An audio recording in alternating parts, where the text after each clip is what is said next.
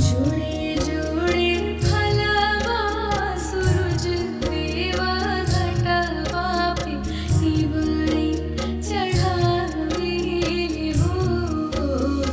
जल बीचे खड़ा होई दर्शनला आसरा लगावेले हो।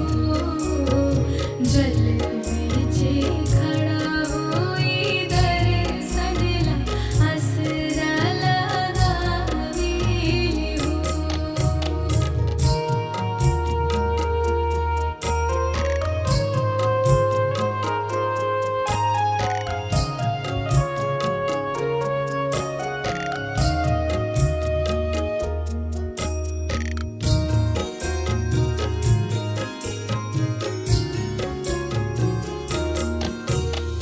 शीतली बेरिया शीतल दूजे पनिया कब देव देवता तू आँखी दर्शनिया।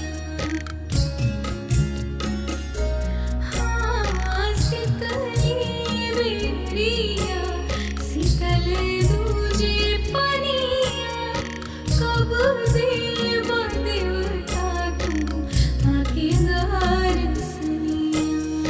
जोड़े जोड़े सुपवा दित देवा घटवा पे दिवाई चढ़ावेले हो।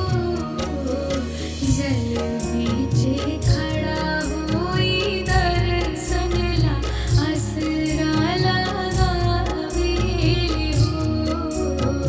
जल बीचे खड़ा होई दर्शनला आसरा लगावेले हो।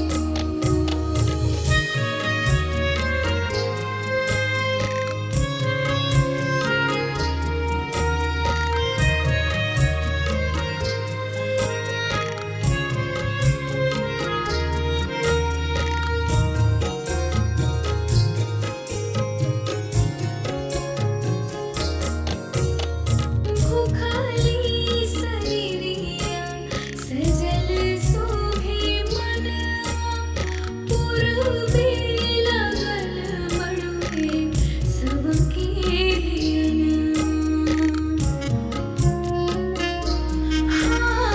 भूखाली शरीरिया सजल शोभे मनवा पूर्वे लगल मड़ुए सबके धियनवा। जोड़े जोड़े दौड़ाए दीनानाथ घटवा पे दिवाई चढ़ावेले हो। जल बीचे खड़ा होई दर्शनला आसरा लगावेले हो। जल बीचे खड़ा होई दर्शनला आसरा लगावेले हो। जल बीचे खड़ा होई दर्शनला आसरा लगावेले हो। आप सभी लोगों को मेरी तरफ से छठ की ढेरों शुभकामनाएं।